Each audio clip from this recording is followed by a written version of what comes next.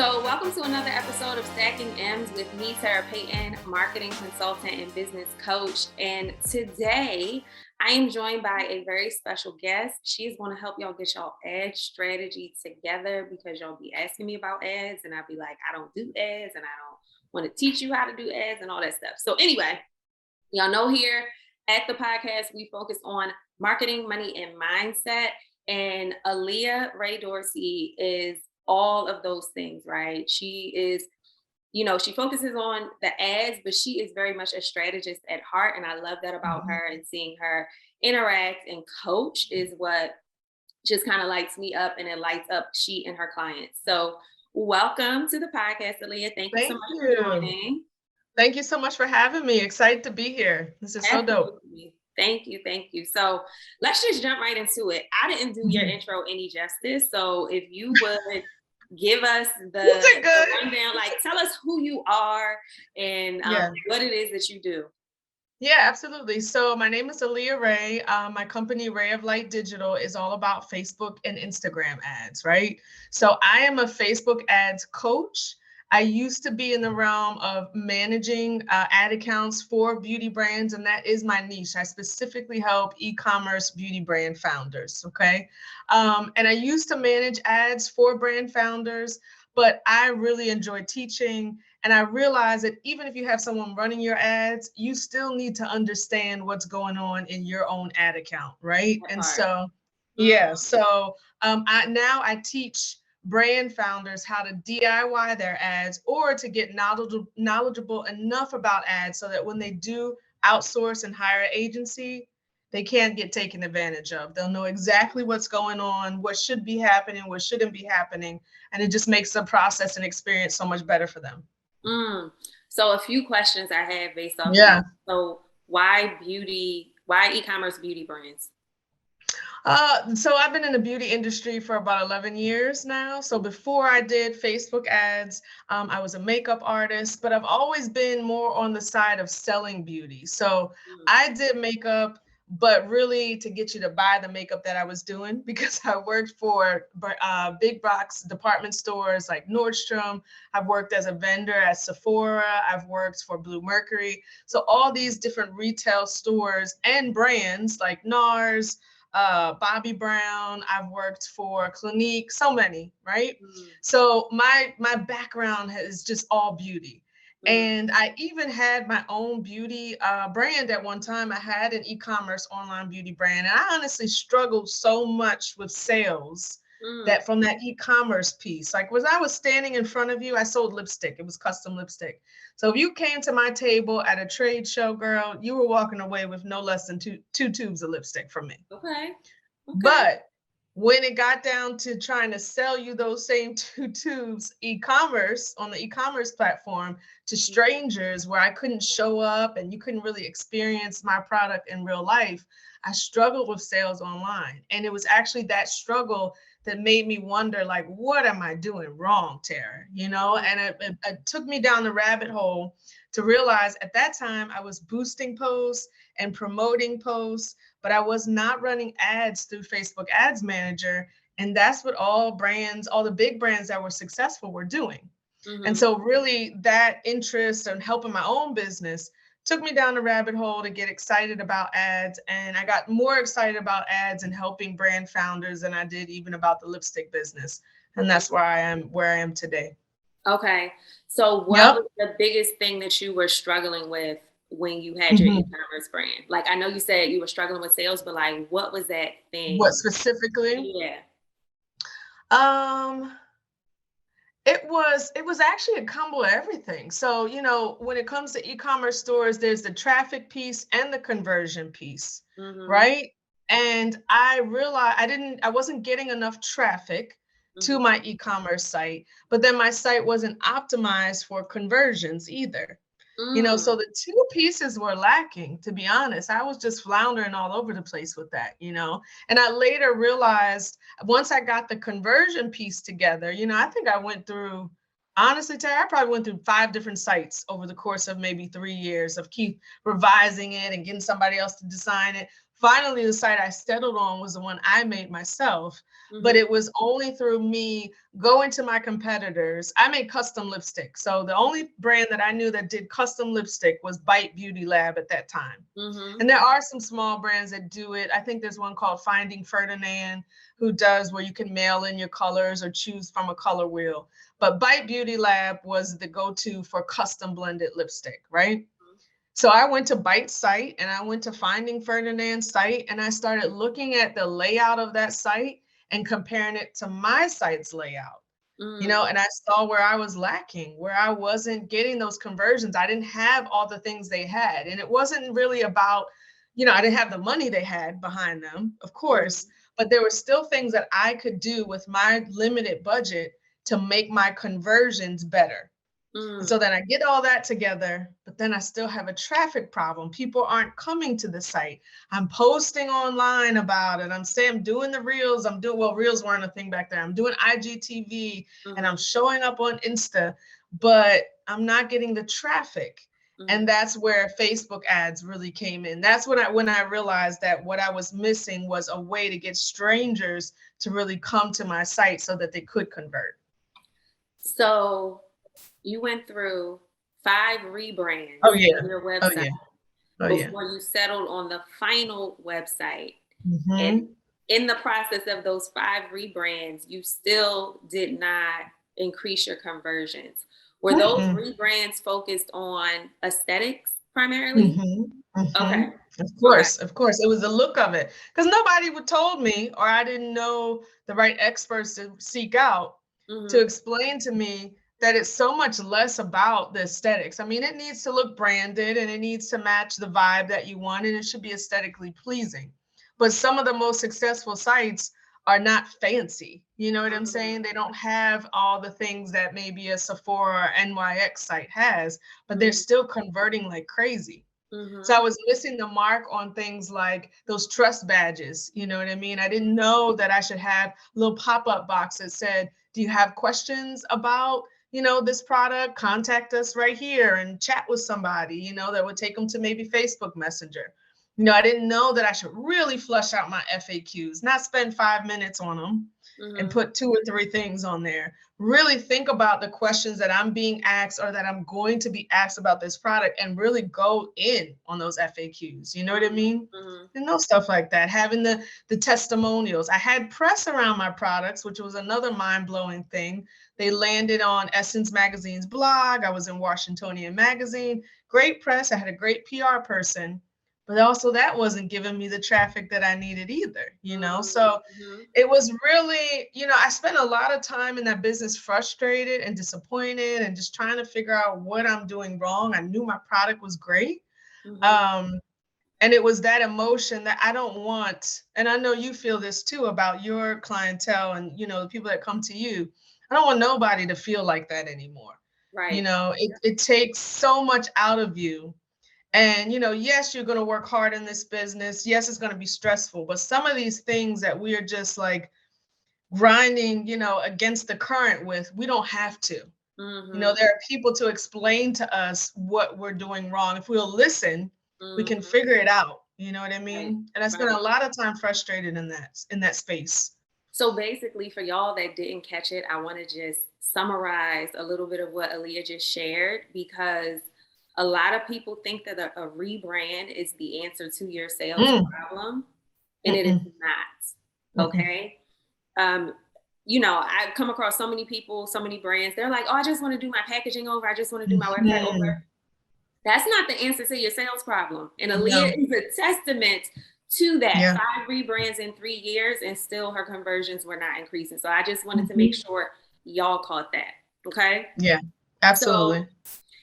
as a result of your experience with the Mhm. beauty brand, the lipstick company, how did that help you kind of get into the space that you're in today with helping brands with the Facebook ads? Yeah, I think I can identify first from being on the side of just selling beauty for so many years, you know what I mean? And then from actually having my own brand, I can identify with all those frustrations. Like I Mm-hmm. know exactly what my client is feeling, and even when they say something, I honestly know what they really mean because I've Right. felt that. You know what I'm saying? Because sometimes Mm-hmm. we'll explain it a certain way, and that's not really what we want to say. There's a different emotion behind that. There's often a desperation behind it, that I think only having been in this industry can you understand. Mm-hmm. That concept of I just need to get this influencer, my product, she has 50,000 followers, and I know that, if I just send it to her, this is going to be it, and then sending it to her and it not being it, that's a lot. It's a Right. lot, Right. of disappointment. So I think that I've been told that, being on that side of things, when I work with clients, it really helps them because they feel like they have an ally for the first time. They have someone who really understands what they're going through, Mm-hmm. and also understanding, I didn't work with big brands, when my clients are not big brands. So I understand small budgets too. Mm-hmm. So I understand when I'm telling you to do something or teaching you how to do something with ads, I'm thinking about not wasting your money, and working within the budget that you have and Mm-hmm. not allowing you to feel like this isn't good enough because it's not thousands or hundreds or millions of dollars. What you have is good enough. We're going to find a way to spend this in the smartest way possible. Mm-hmm. Because I know that feeling, scraping together, taking loans, taking cash advances, throwing stuff on credit cards, your personal card, because your Mm-hmm. business card is maxed out. I know all that. Mm. I know all that. So tell me a little bit more about your company, Ray of Light Digital, and what are some of Yeah, the services or even, support that you provide your clients? for sure, for sure. So I work one-on-one with clients Mhm. in their Facebook Ads Manager account because that's another thing that I see is lacking, Tara. There's a lot of courses and classes out there, but it's sometimes hard. I mean, it doesn't seem like it would be hard, but it's hard to translate this into your screen. You know what I mean? You can Mm, watch somebody talk about it, explain it to the umpteenth degree, all sorts of detail. And then you pull up your Facebook Ads Manager account and you're like, wait, what? You know what mhm, I mean? mhm, It's that feeling. So I work within your ad account with you. Like we're on Zoom, we're mm, screen sharing. I'm screen sharing. I'm in your account and I'm working as you, doing things, fixing things, setting things up, but explaining as I go. mhm, And that whole space is recorded so that you can go back and see exactly what I did. You can ask questions in real time. So I mhm, work one-on-one with clients starting in January. I'm really excited because I'm going to be working in group coaching. So I'm going to nice. have a small group coaching. It's going to be 6 weeks with a bonus seventh week, depending on when you sign up. Mhm, And we're going to just go through everything you need to do to get set up for success and run your ads on purpose, and with purpose. A lot of times, and I saw this myself, running ads out of desperation. When I was boosting posts or promoting posts, it was Black Friday weekend and Black Friday didn't do that good for me. And I'm hoping Cyber Monday will. And so I'm like, all right, I got $50. Let me make an ad real quick. Those never work. You know what I yeah. mean? There's no purpose behind them. There's no plan. There's no strategy. It's Mhm, just a space of lack. It's a space of, desperation that you're kind of really setting that up. And I mhm, want us to avoid that. And so my group coaching is going to teach you how to run ads on purpose. mm. What does that And that will mean? start in January. Dig into that a little bit more. What does running ads on purpose mean? Yeah, so running ads on purpose is really to me a mindset. It's not running ads because you need to right now. Mm, Okay. And by that, I mean, you don't run ads just when you want the sale. You run ads to warm up and expose your client to your brand so that when you get to the point where you want the sale, you actually have a chance of getting it. mhm, Nowadays, I see so many brands where I have a new product launch. I redid my site, I need sales, or I've invested in all this, product is sitting in my garage and I need to move it. mhm, And so we're running ads from that space of really needing them versus wanting to run them because we know that if we spend a little bit, little by little, eventually, when that time comes when we need that money, we can cash in on it because mhm. we've warmed up our audience. So So, it's that purpose behind it. so what are some of the ways that folks can use ads to warm up their audience? Are you saying that they should be running ads all the time, no matter what? Like, Absolutely. oh, absolutely. Every That's single day. absolutely yes. Just make that Most clear. definitely. Okay.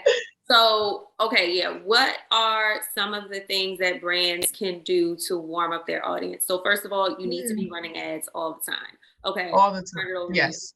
Yes, most definitely. So there needs to be at any given moment ads that are running with the goal of exposing and nurturing your clients. So exposing a new audience to your brand and then nurturing the current audience. Mm-hmm. Okay. Exposing a new audience would be like, let's say use my lipstick line. I know that people that like my lipstick also like Fenty Beauty. Okay, let's say that. Mm-hmm. So I want to expose this Fenty Beauty audience to my lipstick line. I'm running ads just to say, hey, over here, there's another option, no big deal. Come check me out. Look at this pretty color. I'm not asking her to buy. I'm just dating her right now. I'm just getting to know her, making sure she knows I exist. And then once she's seen my ads, then I kind of want to nurture that interest a little more. So I'm running ads to, at any given moment, there's new people in the Fenty audience that are just saying, oh, wow, okay, this is new. And then there's people who've already seen me a little bit that are getting more exposure, that are being nurtured by me. And again, I'm still saying the same thing. Hey, let me tell you a little bit about me, oh, welcome back. You're here again. Let me tell you a little bit about me, or why I made this brand, or why this lipstick is special, Once you've exposed and nurtured, then you can ask for money, but not before that. Then you can ask for the sale. And usually we skip straight to the selling ads. We want to run conversion campaigns. The call to action button says shop now, but she don't even know who you are. Right. She'll know who you are. But it's that, and I want to be clear because this is where you and I gel so well. The ads is part of the strategy. So I'm exposing and nurturing with ads, but that's not all I'm doing. Yeah. I'm doing emails. I'm doing my content marketing. I'm doing my organic posts. I'm doing all the things to expose and nurture, to get her ready for the big sale, big ask from her, And so it's taking that time and investing that time and understanding that customer journey. That's also a part of this ads on purpose mindset, understanding thinking about how we shop. Yeah. When I just brought, well, not just, I brought a couple months ago, probably need to sell it because I haven't used it in forever, but I brought one of those little booty machines, right? You do the squats. It's like the DB method. It really is supposed to work if you use it. What is it? Okay. A booty machine? It's a booty machine. It helps your stomach and your butt, girl. You hold on to it. It's like an assisted squat machine. It's very simple, very lightweight. You're going to have to show me this later because I have no idea what you're talking about. Oh, yeah. You hold on to it and then you go up and down like on a bouncing with your butt. You got to use your thighs, okay? Okay. It helps you with squats. Thing is about $300. I looked at that thing, Tara, for a solid 6 months before I purchased it. I saw it. I went and read reviews. I wasn't ready to buy it. I sent it to my homegirl. You ever seen this thing? Oh, yeah, one of my friends has seen it. Okay, that's another customer touch point, Right. I get an ad from them because I've gone to their site. So then they start giving me ads and I see the ads and I look at them, but I keep scrolling. I don't buy it. Right. I put it in my cart, but I still don't buy it. I subscribe to get 10% off. Now I start getting their emails about it. I read one of them. Most of them I delete, but I open one or two. Haven't bought it. It took me months before I bought it, but I did eventually buy it. So that is how we shop. And the bigger the price ticket, the longer it takes. Think about what you do when you need a car. You research like crazy. You ask people, your uncle brought a Jaguar. Well, how's his? Were the repairs high? And you know what I mean? Ask dad to look up consumer reports. You read reviews. You go to the dealership once, twice. We don't just shell out money like that. So understanding that is so key to Facebook ads and to running them with purpose. Realizing that every little step you take is not going to be such a ran an ad, got a sale, ran an ad, got a sale. It doesn't work like that. There's going to be times when you run ads and you don't get the sale today, but you invested in a sale 2 weeks from now.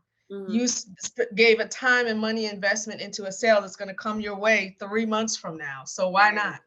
You know Right. what I mean? So it's basically they need to be in it for the long haul, right? Yes, most Ads is definitely. really a customer attraction, awareness building strategy. Mhm. And they need to understand that customers are not just going to buy the first time they Mm-mm. see your ads. Mm-mm. Mm-mm. Okay. No. So Yeah, what? 3 to 4 months is what we say in the business as ads managers. So Mm-hmm. that's why a lot of time an ads manager will make you sign at least a 6 month retainer because she knows, if you pay her for 2 months, you're going to be disappointed because she can't Right. get your results in 2 months. The results Right. don't happen until maybe month 4, really. Mm-hmm. Mm-hmm. Especially if they weren't, like if they didn't have the pixel installed on their For website, if sure. they don't have any Yeah. traffic, you don't have any audience, right? So You it started from definitely takes scratch. longer Yeah, when you're starting from scratch. most definitely. Um, so one of the things that I love, and I just connected the dots talking to you, and I'm sure you already connected the dots because you're the expert at this, Yeah. is how you've brought your retail experience to Hmm. selling products to the Hmm. ad strategies that you share with your clients. Yeah, Now, I for know that sure. this was a secret and Yeah. share it with my community, so I'm kind of putting you on the Yeah, yeah. spot here. Go ahead. What If is you're it? okay, I would love for you to share your strategy of how to bring a more personalized approach to selling your products through using Gotcha. Yeah, I'm trying to think of what I share with your community, but I can answer the question. Um, More. What did I talk about it was today? were you like what I said? Okay, I'm gonna remind you. It was the event. Oh yeah, Yes. pop-up Cause and shops. Okay. I was like, Yeah, y'all, I'm about to sell a game product changer. just to do this strategy because this Yeah. is genius. Yeah, game changer. So basically, it is you. Okay, like I said before, when I would be in front of you, when I would have my table at a vending event, would Mhm. sell out of my lipstick. If you walked over to me and talked, you felt my passion, you experienced my products, you fell in love with me, or you didn't. You know what I mean? But for the most part, you liked me. Oh, she's cool. Oh, she's from Jersey. Oh, da, da, da. Right. We've had a connection. You know what I mean? Mm-hmm. And then you bought. But you can't do that with e-commerce, but there is a way that you can. So what I recommend is doing a virtual pop-up shop. And this is not even, I didn't invent this idea. It's being done with QVC and Home Shopping Network. Mm-hmm. You turn on these channels and they are taking a product, honey, and they are showing it and explaining it and talking about it. And somebody is the expert, and then there's always someone who's clueless about it. I mean, we know she's not Right. really clueless, but she plays clueless. You know what I'm saying? Well, oh my God, smells so good. And wow, it's really lightweight, y'all, Mhm. and they're doing that back and forth of, expert and novice. And that novice is kind of asking all the questions that you're thinking at home. Mhm. Well, can I wear this on the weekends? All those things she's saying. She's checking all those buttons, all those FAQs. Mhm. And you run this as an event on Facebook. Okay. Mhm. Reason why you run it as an event on Facebook is because Facebook will then allow you to capture everyone who has interacted with that event in any way, shape, or form and retarget them with ads.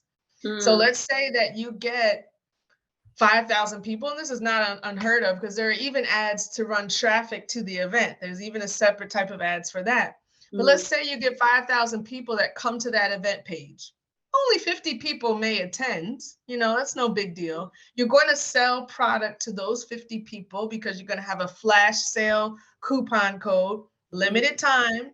Again, think about what Home Shopping Network does, QVC does. You got this little ticker and the time Yep. is, and then they show you there's only 14 left, 13 left. You're like, oh my God, I can remember my mother now, girl. Well, Right. let me write You this gotta number get your credit down. card out. Like, let me get my wallet. Let me call in. Let me make sure I'm ready. Get this deal done. Yep. Hurry up and write this number down. Remember these digits, Aleah. She would be Yep. like, remember these digits, 4474. And I'm like, 4474, 4474. So she could call. Because she did not want to get down to one and then she couldn't get this thing. Right. So you're going to do build that same limited time feeling, what is that called? Time sensitive offer. Mhm. you know.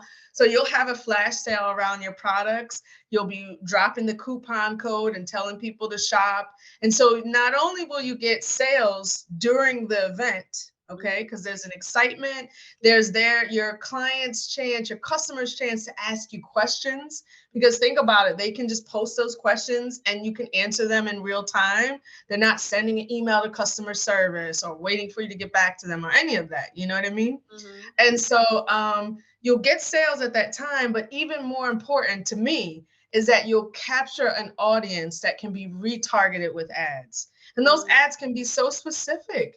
You And can why is get that in front of important? Why is it important to lead with an event so you can then retarget a customer? And for those that don't know, explain what retargeting is. Sure, that's a good one. So retargeting is just getting in front of a warm audience again. Okay. Mm-hmm. So the difference between an ad that is just regular and a retargeting ad could be an identical ad, but you're showing that retargeting ad to people who this is not their first time with you. They've seen you already. Okay. So why it's so important is because you will log more touch points with her, right? So maybe her first introduction to your brand is the event, is watching this live Facebook event where you talk about your serum or your lip color or your hair deep conditioner, right? She may not buy right then and there because remember, this is only time number one. Right. But because she watched, you've captured her. You don't have her email address, you don't know her name, but Facebook has captured exactly who she is. And you can forevermore run ads to her and get in front of her a second time, a third time, a seventh, eighth, ninth, 10th time to get her to buy. Mm-hmm. You know, so it's that creating warm audiences. That should always be our goal, taking the cold and turning them into warm. And we should be doing everything we can to bring in more warm audiences, because the more warm audiences we have, the bigger our warm audience, the better our chance to actually sell to them. You know, it's the game of numbers. So you got a warm audience of 100 people, not all 100 are going to buy. Right. You know, you got a warm audience of 1,000, you're going to get a bigger percentage to buy more money. 10,000, 100,000, a million. It's just a game of numbers, you know? Right. And numbers are so important. Do you focus with your clients on how to actually read the data and understand the numbers? Oh, yeah. That with the strategy? What are For some sure. I'll look at? So you want to look at one of an important one, and it depends on the type of ad campaign. So the objective is going to determine what numbers you should really be looking at, to be honest. But one that is very important when you're running traffic campaigns, which are really popular, those are ones that send people to your website, is the click-through rate. Click-through rate, it'll be CTR. Click-through rate, yeah, CTR, okay? That's going to tell you how relevant your ad is to your audience. So in other words, if you're running an ad and you got this, what you think is a great picture and a great caption to it, and you're showing it to people in the Fenty Beauty world who like Fenty Beauty, and less than 1% of them are motivated enough to just click on the learn more button, not buy, just click on whatever your call to action button is, then that's a problem. Then that tells you that your great picture that you thought was so wonderful maybe needs to be tweaked. Maybe you need to scrap that one and try something different or try different words, because 1% is just a benchmark. 1% of everybody in that audience should at least be motivated enough to click on the button. So you want to look at your click-through rate, and then the higher the click-through rate, the better. You know, if something is getting 10% click-through rate, that's phenomenal. You know, 10% of everybody that's seeing this ad is so inspired to click through. That's a great rate, you know, but 1% is really that benchmark. So if you see less than 1, it's a problem. Stop running the ad. Don't keep wasting money on it. If you've run it for 3 to 5 days and it's at 1%, it's not going to get better. It's not going to be at 3% in a week or 5% in 2 months. No, it's still going to be 1 or less. So stop spending money on that and go back to the drawing board to try to find a picture or a graphic that will inspire that Fenty Beauty audience to action. Got it. And you know, what's a good like budget to have for running ads? Yeah, so when you're in the expose and nurture phase, Mhm. $10 a day is good, Okay. okay? I say that's about the minimum that you should be able to cough up for it, you know? Mhm. More is better, of course, and there might be days or a weekend that you can run it for more. You can boost it up to $20 a day, Mhm. versus 10. So do that. So don't just be, stuck in that space, Mhm. But when it comes to conversion ads or ads for selling, you're going to have to spend more because Mhm. Facebook is going to charge you based on how much you're asking people to do. So think about it. Getting people to look at an ad, super cheap. Mhm. It doesn't take much energy or commitment or, skin off my teeth to look at something, Mhm. right? Now, getting me to type in my email address, that's something personal to me that Mhm. takes time for me to type it. That's going to Mhm. cost a little more. Getting me to spend on your products, even more, Mhm. So you should be willing as you move across the board from just exposing people to really asking them to do more, then you should be ready to spend more on those actions. So your Mhm. conversion ads, I always say it should really be about the price of your average your hero product. So if you have a hero product that's 40 bucks, Mhm. should be don't think you can spend $10 a day on a conversion campaign and get conversions. You know what I mean? Mhm. It might take you 4 days to get one. Got it. Got it. You So see what you I'm should saying? be So you should spending the price of your pretty much, hero product yeah, per day on per ads day to get on conversion. conversion ads. Got it. Okay. Yeah. Okay. So if your product was about 40 bucks, I would spend no less than 30, Mhm. 35, and 50 would be great. Mhm. 50 would be great. But you can't have $100 product, spend 20 bucks a day. Think of how hard it is because when you're running a conversion campaign, imagine it like an audience or a room full of people, Mhm. and you start to ask people, how many people are willing to look at a picture of this product? Mhm. And 99 out of 100 are like, I mean, I'll look at it. You know what I mean? Right. Now, how many people, now leave the room if you're not willing to. So one person leaves. How Mhm. many people are willing to type in your email address to get more info on your product? Maybe half the room is like, I don't really want to do all that. Okay, go ahead and leave the room. Mhm. How many people are willing to buy this $100 product today? Mhm. You got another big wave of people that leave, and then maybe you're left with 5 or 10 people that are willing to buy it. You see what I'm Mhm. saying? Mhm. So Facebook is searching out of this audience for those 5 or 10 that is willing to buy it, and that takes energy on Facebook's end, and so they're going to charge you for that energy. They're going to Mhm. charge you for that search, and that's why it's going to be more expensive for you. Have you Does that make seen sense? it makes total sense. Okay. And if there's questions about this, definitely let us know, because I know we're Hmm. getting into some of the technical stuff about ads. I want to hear your perspective and from your experience in running ads for a period of time now. Have you seen a change since the iOS updates took effect? For sure. So the ads, though, the iOS update affects conversion ads the most, Mm, and it affects your ability to retarget your website visitors. mm, So basically, people are still going to websites as frequently and as often with iOS update. Like that hasn't stopped people from visiting your site. mhm, But instead of being just, visible and open about who they are, imagine you had a store and now people are coming in with big old shades and a hoodie, dressed in all black. And you mhm. can't tell, you like, I think it's Tara, but I don't want to make a fool out of myself and be like, hey, Tara, you know what I mean? So Right. you come in, you don't say anything to me, you pick up your item and you roll out. Because of that, I can't give you the personal Tara experience. I can't show you the new products that I know you would like because you're Tara. I can't call you back or do anything with you because you came to my store and you shopped, but you came like incognito, you came in disguise. Mm, So okay. that's what the iOS update has done. So people are still hands down shopping, but they're not revealing themselves. And so because of that, it tightens your ability to really give them a personalized experience. And Mhm, most importantly, to follow up with them. mhm. I can't call you and say, Tara, I know you were in last week, but this week that product you love is in because I don't know if you were in last week. Right, You see right. what I mean? Got it. Got So it. With back in the day, this was like gold, that anybody that came to your site, you could retarget, get in front of them again, capture them, whether they left their email address or not. Just their presence on your site allowed you to capture them and get in front of them again with ads.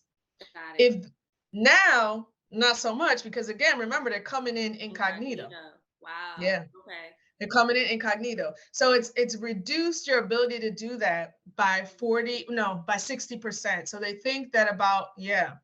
So 60%? yes, so maybe of the 100 people that come, you can only retarget 40 of them. There's only 40 that you can actually see. Wow. I had no idea. So 60%. here's the thing. If you were the type of person who only relied on website traffic retargeting for your ads campaign, you in a tight spot. You in trouble. Right. Right. But that was never the only place that you could get warm customers from. Mm-hmm. So right now it's making people go from being a little bit more lazy, or it was easier back in the day, and it's making us think more about how we're going to retarget people. Got So it. ads are still as powerful or strong, but not if you're trying to do it in the old way. You must adjust and get outside of this concept that all my magic happens from website retargeting ads, because it doesn't anymore, because you can't reach that audience. Sheesh. 60%. I'm still stuck on Yes. 60%. Wow. Yes. No wonder my Yes. conversion ads are in the trash right now. Yeah. Like, you know? Yeah. And I've heard it from my clients as well. Like Yeah. their ads just simply stopped working, especially if they were relying on ads primarily to get in front of people, like you're saying, and it fails through retargeting. Yeah. But I didn't realize that reduction was that steep. So, wow. Very steep, very steep. Because most people that use, I think the world, I don't know what the percentages of iPhone or Android users, but it's a lot of iPhone users. I think it's more than Android. And then, Did the iPhone users outpace the Android now? Because I thought the Androids was still, I thought that there were more no, Android devices. Okay, now there's more iPhones. maybe it is more iPhone usage on Facebook and Instagram then. That could be. Okay. That could be. Okay. You know what I mean? Because it is a primary source. I think iPhone is a primary source Yeah. of between the cell phones on those platforms, at least. Got it. Got it. So I'm And gonna switch gears here. What do you think about the metaverse and how is that going to impact your I don't know, girl. I can't even wrap my brain around this little stuff. I'm the same way. Listen, I'm like, I'll wait till we get to it. It's enough to worry about right now. I don't know. I don't know. I know that they're working really hard to figure out this privacy stuff, because, Apple, they knew what they were doing when they did this update. Like, they knew that it was going to adversely affect Facebook. And Apple's standpoint, I've heard, was that, well, we don't make no money off of y'all ads, so what? You know what I mean? So yeah, kind of like a just throwing middle fingers around at each other. pretty much like, saying we don't get no cuts off all your ad revenue, so yeah, we're doing it. You can't stop us. Okay. Yeah, petty, a little bit petty. This is corporate pettiness 101, y'all. Yes, exactly. So Facebook is definitely working feverishly to figure out a way around, because if they lose this ads revenue, that's their only revenue. That's the only way that they make money as a business. So I'm really confident that in the next year or two, some sort of workaround is going to come out that is going to make it a lot easier to run ads despite the updates. You know what I mean? But in the meantime, you have to be very resourceful and smart about what you're doing. And you can't have just a one hit wonder ad strategy. You know what I mean? That's why things like the event response ads are so magical. Right. Because anything that you do on the Facebook platform is still fair game. The iOS update affected your actions when you leave Facebook. It said, no, Facebook, you're not allowed to follow me and capture anything I'm doing outside of your platform. But it didn't affect anything that you do when you open Facebook and Instagram. Once you open them and use them, you're agreeing to whatever terms and whatever they want in their world. It just was iOS that said, no, Facebook, how are you going to follow me to Nordstrom's site or to Sephora's site? No, I'm not on Facebook no more. You stay over there. You Mm-hmm. see what I mean? So there's still a lot of retargeting that can happen from actions that are taken within the platform. And Mm-hmm. that's where ads managers are turning to now to get results for their clients based off of those warm audiences. So that's why I say you got to create more warm audiences. You got to Mm-hmm. keep people on Facebook and Instagram as long as possible, be it with video content, be it with carousel posts. Carousel posts are as important in Facebook's mind and count as much for engagement as likes, comments, shares, and saves. Mm. So when a person just does one swipe, Mm-hmm. they can capture that person the same way as if that same person wrote a whole comment or shared a post. Got it. Got it. So how, insignificant, how much, low energy is a swipe through? I mean, I swipe through, even if the first picture is dumb, I swipe through to see the second To see what's because on I'm the second nosy. slide, right? Yeah, Mm-hmm. you know what I mean? I want to see, okay, this is weird, but oh, there's more stuff. Let me see what it is. You know what I mean? Mm-hmm. So being smart about what type of posts we're putting out there, Mm-hmm. putting more carousel posts to keep her on your page longer, to keep her more engaged longer, Right. to capture her engagement no matter what she does, even if she doesn't follow you. I don't care. Mm-hmm. You went through my little carousel, so I Mm-hmm. got you and Got I it. can retarget you. So I'm gonna switch gears here, and I want Yeah. to ask you about entrepreneurship. Right? Hmm. You've been doing this for some time now, especially running your own business, and now consulting with brands on their Facebook ad strategy. So, what's the biggest lesson you've learned thus far in entrepreneurship? I think give yourself the grace to change your mind, Mm, about things. mm, So, and I've seen this and I've talked to friends about it too. When I first started my business, the ads management business, I thought I wanted to manage ads for big brands, mhm, and that's what I was going after. And then I decided I don't want to. I mhm, want to teach, I want to coach. mhm, And that's okay. I feel like sometimes we feel like the path that we started has to be the path that we finish. right. I'm okay with, I might decide 5 years from now, I don't want to even have anything to do with Facebook ads management. And I want to pursue another entrepreneurial journey. Mhm, That's fine. I'm allowed to. And mhm, I think that we, especially from school, good being a good student, you started something, you need to finish it, like, does it mean that I wasn't good at running ads for bigger brands? Is that why I switched gears? I don't have mhm, to explain anything of that. mhm, I discovered surprisingly that I really just like teaching. mhm, And it's totally okay for me. And I give myself forgiveness and grace to totally switch gears, even if that means resetting and not taking clients for a couple of months. As I mean, if I'm not asking nobody to pay my bills, that's my decision. You know mhm, what I'm saying? And I think that we don't allow that. I have a friend who is in the wedding industry, and she has decided she's a gifted florist, but she's decided that she doesn't really want to do wedding florals anymore. She wants mhm, to do like small arrangements for people's homes. And she's mhm, beating herself up about it and going back and forth because she's successful at it and she's got friends that are successful, but it don't fill her up anymore. She doesn't like it, mhm. and I'm like, that's fine. You could have done it for 20 years and decide, nope, not today. Right. Give yourself grace to change the path completely or do something not even related to the wedding industry or flowers. You know what I mean? Mhm, So I think that's the biggest. Even when I had my lipstick line, it was like, I didn't spend so much money, invested so much time mhm, in this. All my family and friends know me as a lipstick girl. You know what I mean? How do I now just shut this down? Like, mhm. am I a failure? And I felt so relieved when I changed gears, when I shut it down. And I had to say, the same way I started it, I can stop it, Yeah. and that's Mhm, okay to just do something completely different. mhm, Families, what are you going to do with all your lipstick stuff? Throw it out. I'm done with it. I don't need it no more. I don't do that anymore. It's mine. I paid for it. I'm not asking you for money back for it. You know what I'm mhm, saying? Like, mhm. it's okay. I'll do whatever I want with it. Yeah.